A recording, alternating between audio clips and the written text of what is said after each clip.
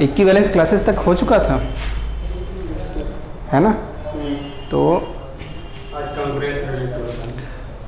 Congruence relation, थोड़ा सा उसमें पार्टीशन ऑफ सेट क्या है, सिलेबस में मेंशन है ना, पार्टीशन ऑफ सेट क्या होता है, पार्टीशन ऑफ सेट बता दें, ठीक है?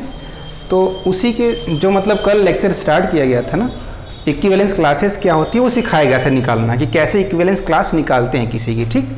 आज उसी के आगे एक उसी के नीचे रिजल्ट है कुछ ना, वो लिख लो, ठीक ना? रिजल्ट क्या क्या है ज़रा देख लो। जो सबसे पहला नोट करके लिख लेना, इसमें नोट करके लिख लो इसको कि let X be any non empty set, X be any non empty set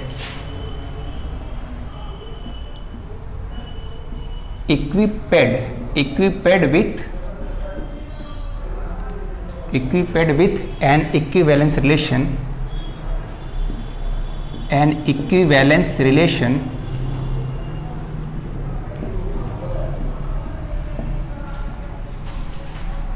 R,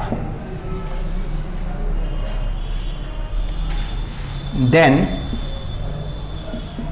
for A comma B belonging to X, first कि क्लास ऑफ ए जो होती है वो हमेशा क्या होती है, नॉन एम्प्टी होती है, ठीक ना? क्लास ऑफ ए जब हम निकालेंगे तो हमेशा कैसे आएगी, नॉन एम्प्टी आएगा। मैं भी समझाता हूँ क्या है, ठीक है? दूसरा क्या है कि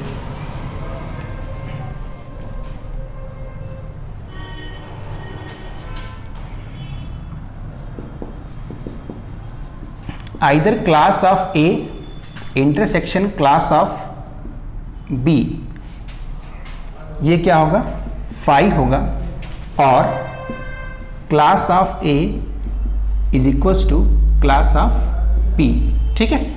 मतलब दो इक्विवेलेंस क्लासेस जो हैं वो क्या होंगी, या तो डिसजॉइंट होंगी या क्या होंगी, इक्वल होंगी, ठीक ना?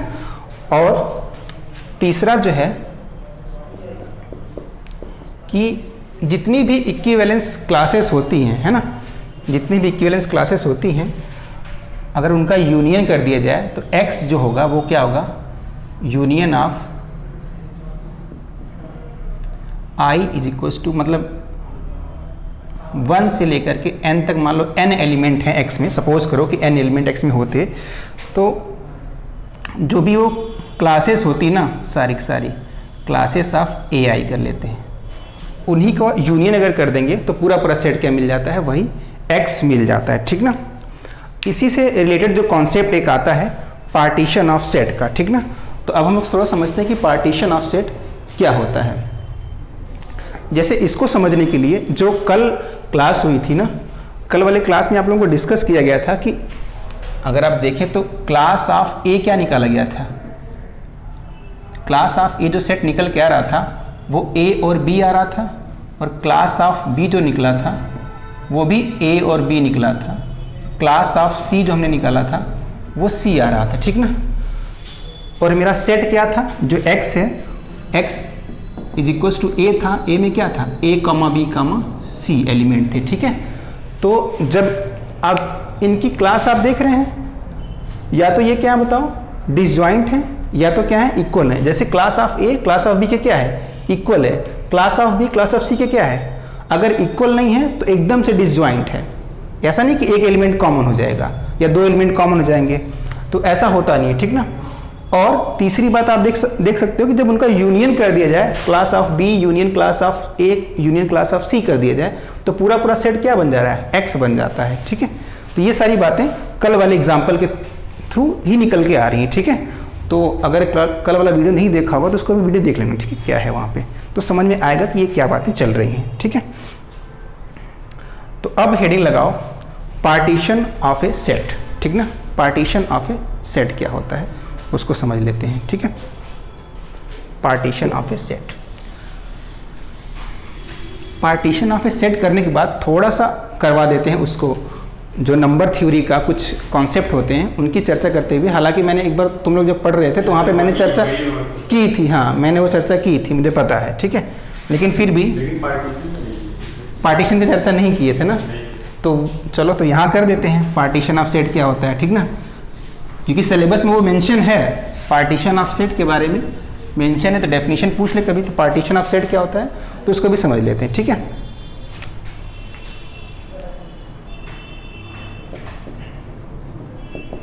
Partition of set,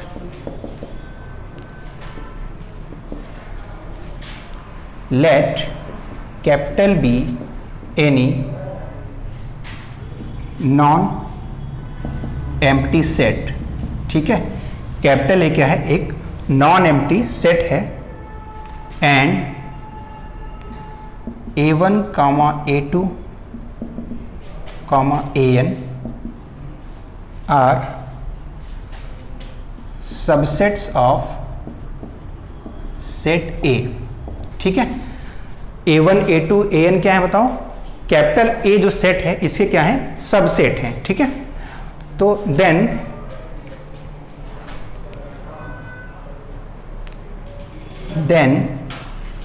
collection of all the subsets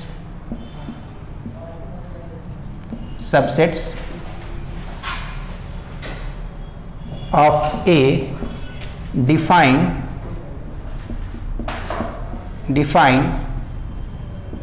partition of A if first कि AI इंटरसेक्शन AJ ऑलवेज क्या हो, एम्प्टी हो for all I not equals to J, means कि जो A1, A2, A3, AN ये क्या है बताओ, एकदम से डिसजॉइंट है, इनमें कोई भी एलिमेंट कॉमन ना हो, ठीक है। और दूसरी कंडीशन क्या सेटिस्फाई करनी चाहिए, दूसरी कंडीशन सेटिस्फाइड करनी चाहिए कि जो आपका कैपिटल ए हो I equals to 1 to n AI, ठीक है। ये AI नीचे लगा हुआ है, AI मीन्स अगर हम इनका यूनियन कर दें तो ये क्या बना दें, पूरा पूरा सेट ए को बना दें, ठीक है। और जो भी सबसेट है वो क्या हो, दोनों आपस में डिसजॉइंट हो, तब इनका जो कलेक्शन, इनका कलेक्शन एक ब्रैकेट में लिखा जाएगा ना, जैसे सेट कैसे लिखते हैं, एक ब्रैकेट में लिखते हैं, तो एक ब्रैकेट में अगर हम A1, A2, A3, A4 को लिख डालें तो ये जो ब्रैकेट में बना करके एक सेट बनेगा, वो सेट क्या कहलाएगा, सेट ए का पार्टीशन कहलाएगा, ठीक है। और अभी आपने जो पिछला रिजल्ट पढ़ा है, क्या पढ़ा कि जो इक्विवेलेंस क्लासेस होती हैं वो सेट को क्या करती हैं, पार्टीशंस करती हैं, ठीक ना। तो ये चीज़ वहाँ से समझ पा रहे हैं कि जो भी उसकी क्लासेस बनती हैं, क्लासेस क्या होती हैं, या तो डिसजॉइंट होती हैं या तो पूरा पूरा सेम होती हैं। तो जब उनका यूनियन कर रहे थे तो पूरा पूरा सेट बन रहा था, है ना, क्लासेस का। तो उसी बात को यहाँ पे मेंशन करके भी लिख लो ये चीज़, ठीक है। ये लिख लिया, हाँ इसको लिख लो।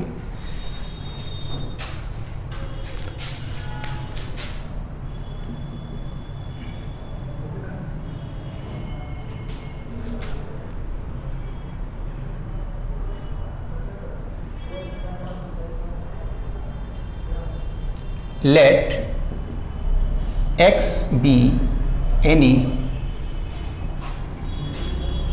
non-empty set,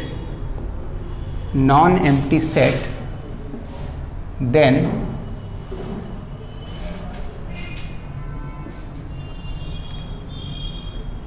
equivalence classes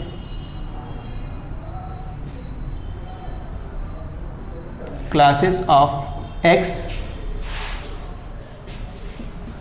partition the given set X, ठीक ना। जो इक्विवेलेंस क्लासेस होती हैं वो दिए गए सेट को क्या करती हैं, दिए गए सेट के लिए पार्टीशन बनाती हैं, ठीक है। ये बात भी हम लोग ध्यान में रखेंगे। ये पार्टीशन ऑफ सेट उस टाइम नहीं हो पाया था ना, है ना। तो ये सिलेबस में है, टॉपिक में लिखा हुआ है। जैसे पहला जो टॉपिक है कि इक्विवेलेंस क्लासेस क्या होती हैं, फिर आगे मेंशन किया हुआ है कि पार्टीशन ऑफ सेट क्या होता है वो बताओ। तो ये सारी बातें मेंशन है, ठीक है। सर जैसे जितने भी एलिमेंट होंगे उन सबका क्लास इक्विवेलेंस जो क्लासेस होंगी अगर उनका यूनियन किया जाएगा तो क्या बन जाएगा, पूरा पूरा सेट बन जाएगा। तो अगर जो वो इक्विवेलेंस क्लासेस है उनका एक सेट बनाया जाए तो वो सेट क्या कहलाएगा, दिए गए सेट के लिए पार्टीशन का काम करेगा। ठीक है, बस यही चीज़ है, ये चीज़ हमको जानना था। ठीक है, अच्छा अब देखो जरा कुछ रिजल्ट्स हैं जो नंबर थ्योरी के हैं उनको पढ़ लेते हैं। ठीक है, वही एक डिवीज़न एल्गोरिदम है, हालांकि डिवीज़न एल्गोरिदम को न बताते हुए यूक्लिड एल्गोरिदम की बात कर लेंगे सीधे हम लोग, ठीक ना, कि यूक्लिड एल्गोरिदम क्या होती है, फिर उसके बाद जीसीडी क्या होता है, ग्रेटेस्ट कॉमन डिवाइज़र क्या है, फिर एलसीएम लोवेस्ट कॉमन मल्टीपल क्या है, और फिर प्राइम नंबर की डेफिनेशन तो पता ही होगी तुम लोगों को। प्राइम नंबर क्या होता है, प्राइम नंबर एक से बड़ा होता है, ध्यान देना, जिसके केवल दो ही फैक्टर हों, वो खुद हो और वन हो। ठीक है, और देन उसके बाद हम सीधे आ जाते हैं, फिर हमारा यहाँ से ख़त्म करके कॉन्ग्रुएंस रिलेशन पढ़ना स्टार्ट कर देंगे। ठीक ना, जो हमारे सिलेबस है। नंबर थ्री के वो रिजल्ट इंपॉर्टेंट मैं एक बार करवा देता हूँ, तुम लोगों को तो मैंने करवाया हुआ है, लेकिन जो नए हैं उनके लिए भी काम थोड़ा हो जाए। ठीक है, तो हेडिंग लगा लो सम रिजल्ट्स ऑफ नंबर थ्योरी। फिर मैं कॉन्ग्रुएंस रिलेशन को थोड़ा प्रूफ करवा लूँगा। फिर हम लोग पहुँच चुके थे वहाँ पे ना, सेट ऑफ इंटीजर की क्लासेस निकालना सीख रहे थे ना, वहाँ तक जाना है। तो बस आज या कल वाले लेक्चर से वो चीज़ें, आज तो नहीं स्टार्ट हो पाएगा, कल से वही चीज़ें स्टार्ट हो जाएंगी। ठीक है, तुम लोग का भी सिलेबस ऑन हो जाएगा एक तरह से। तो लिख लो सम रिजल्ट्स ऑफ नंबर थियरी। ठीक ना, number theory.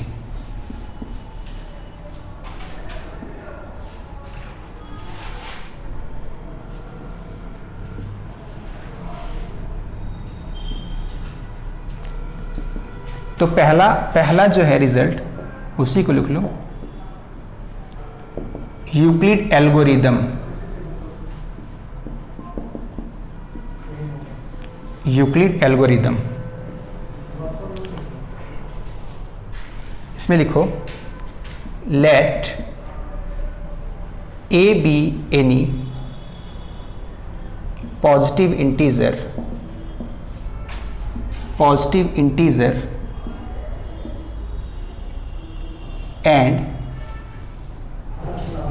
and b be any integer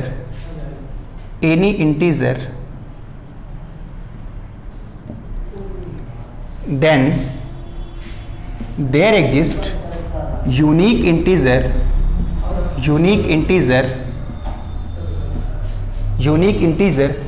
q and r such that b is equals to a dot q plus r where r जो मेरा होगा वो 0 से बड़ा या 0 के इक्वल होगा, बट लेस देन क्या होगा आपका a होगा। ठीक ना, अब देखो a मैंने पॉजिटिव इंटीजर पहले ही बोल दिया है, तो कहीं कहीं अगर निगेटिव भी बोलते हैं तो लोग यहाँ पे मॉड लगा देते हैं। ठीक ना, ठीक है, बट डेफिनेशन करेक्ट यहीं पे है। इसका मतलब क्या होता है, ठीक है। अच्छा, इसका मतलब थोड़ा सा मज़ेदार, ये देखने में तो सरल लग रहा है कि मतलब भाई जैसे देखो अगर मैं डिवाइड करता हूँ इसको, यहाँ पे मैंने 7 लिख दिया। ठीक है, 7 ही क्या मेरा है, b है। ठीक है, मैं a को क्या ले रहा हूँ, 5 ले रहा हूँ। तो अगर 5 से 7 में डिवाइड करूँगा तो मान लो 1 टाइम गया। ठीक है, कितना आ गया बताओ, 5 आ गया। रिमाइंडर कितना आ गया, 2 आ गया। ठीक है, तो मैं 7 को कैसे लिख सकता हूँ, 5 इंटू, यही मेरा देखो q है, यही q है। ठीक है ना, 5 इंटू 1 और प्लस ये r ये 2 है। ठीक है, तो ऐसे लिखा जा सकता है। ठीक है, समझ में आ रहा है ये बात, यही बात है। ये देखो रिमाइंडर जो है वो हमेशा 7 से छोटा होगा। ठीक है, लेकिन अभी इसी बात को मैं थोड़ा सा घुमा दूं, तब देखो तुम लोग निकाल पाते हो कि नहीं निकाल पाते हो। ठीक ना, अभी देखो ये क्वेश्चन मान लो है,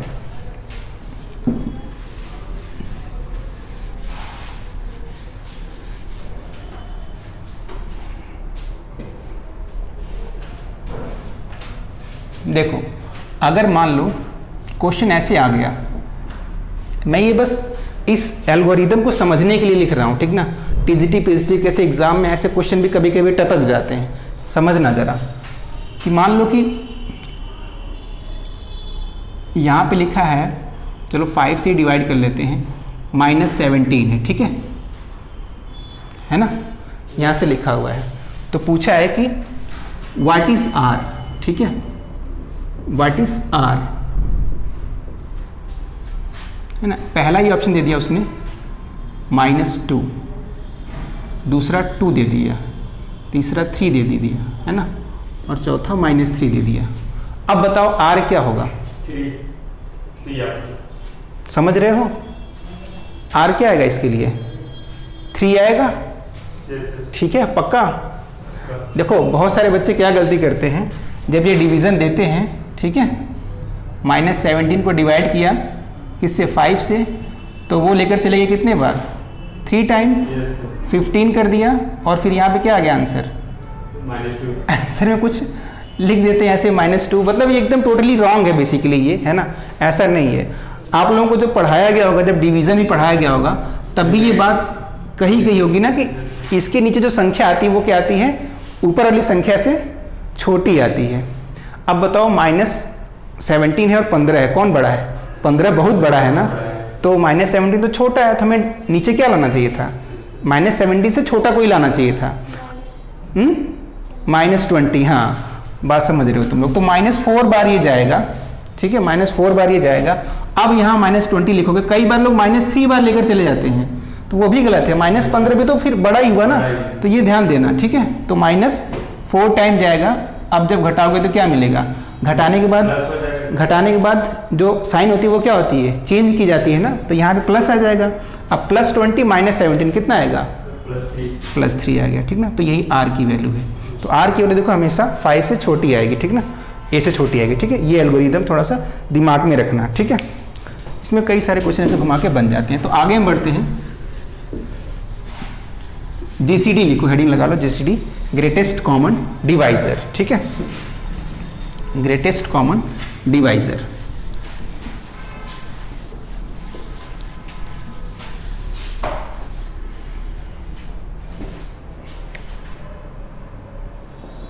दूसरा जो रिजल्ट इसका है,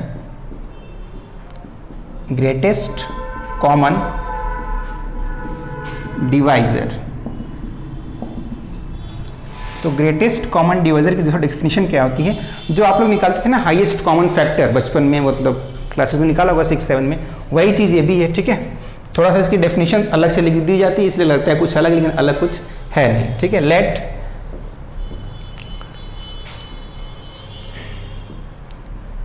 B be integer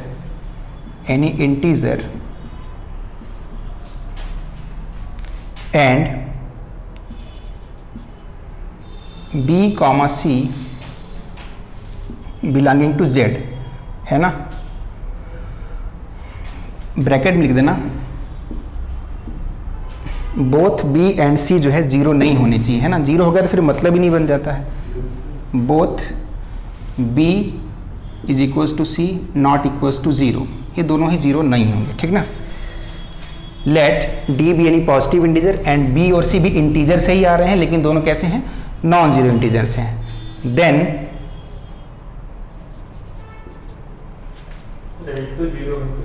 D is called,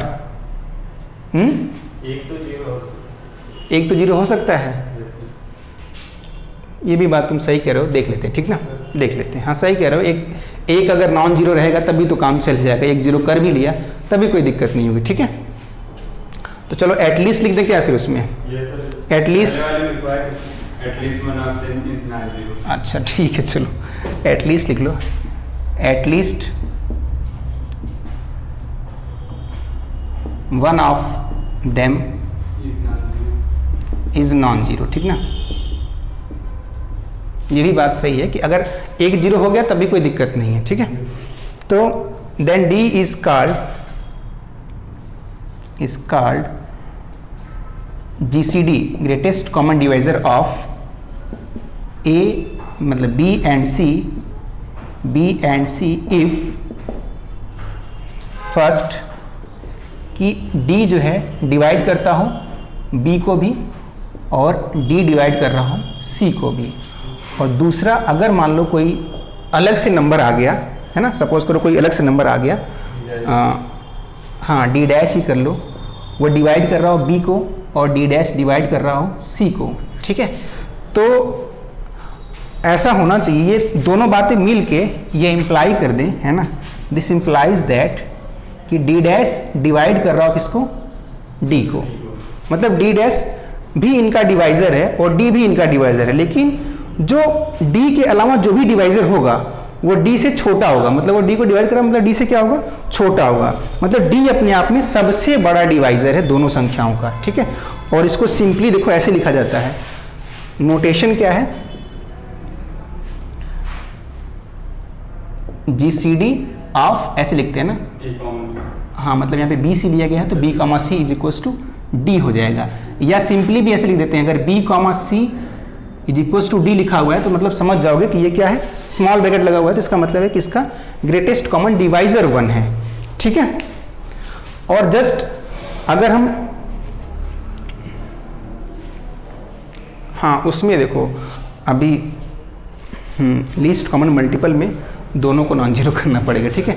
अब देखो तो इसको हटा दें, लिख लिया ना, ये बात समझ में आ रही ना, वही हाईएस्ट कॉमन फैक्टर HCF जो निकालते थे वही यहाँ पे है, ठीक है। तो अब लिख लो LCM least common multiple, least common multiple क्या होता है, ठीक है, उसको देख लेते हैं एक बार। Least common multiple,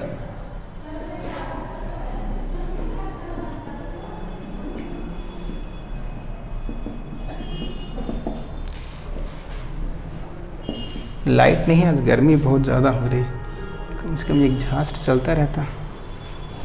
late m be any positive integer, positive integer and a and b belonging to z both non zero, ठीक ना, बोथ नॉन जीरो, क्योंकि इसमें अब जीरो से डिवाइड करेंगे इनफिनिटी आ जाएगा, हाँ अभी नहीं कर सकते हैं, ठीक है। तो both non zero, then m is called हाँ LCM शॉर्ट में लिख देते हैं, LCM of A and B, LCM of A and B if first कि ये जो A है ये भी डिवाइड करे M को और B भी डिवाइड करे M को, ठीक है। और मान लो अगर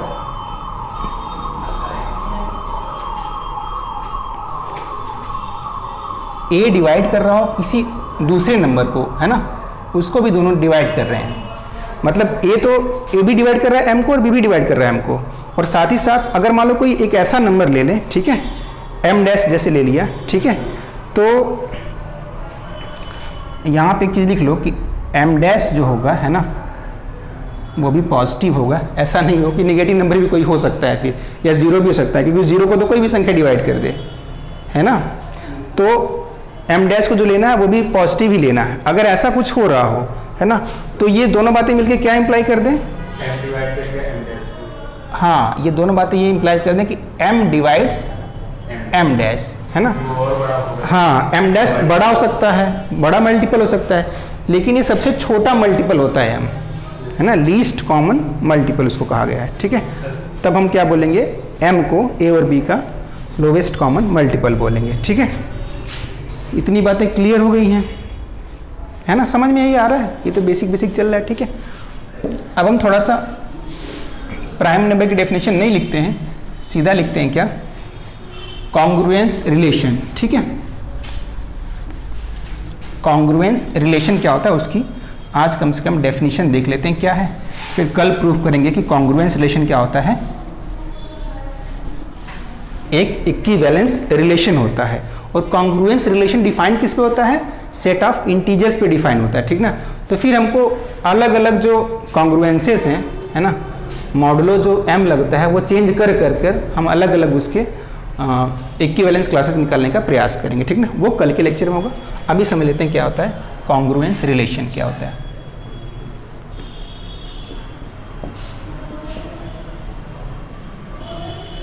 कॉन्ग्रुएंसेस, ठीक है, हेडिंग लगा लो कॉन्ग्रुएंसेस।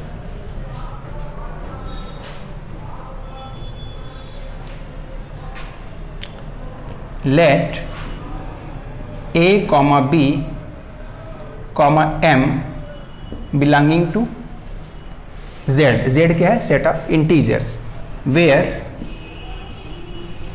m जो है वो मेरा कैसा है, पॉजिटिव इंटीजर है, ठीक ना। वेयर m इज, जो जीरो भी नहीं है और क्या है, पॉजिटिव है, ठीक है। Then a is congruence to b, a is congruence to b modulo m, है ना, if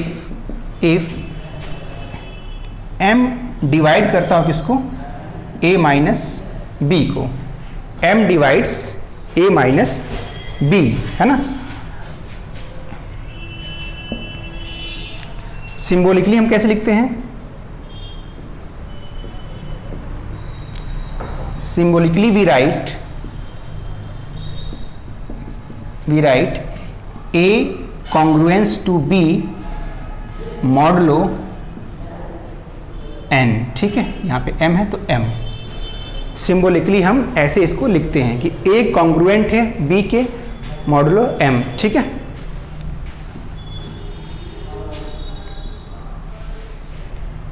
है ना। तो नेक्स्ट जो क्लास आएगी उसमें हम ये प्रूफ करने का प्रयास करेंगे कि कॉन्ग्रुएंस रिलेशन जो होता है, कॉन्ग्रुएंसी क्या होती है, एक इक्विवेलेंस रिलेशन होता है।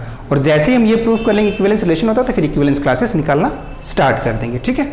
तो आज जो है बस यहीं तक रहने देते हैं ना।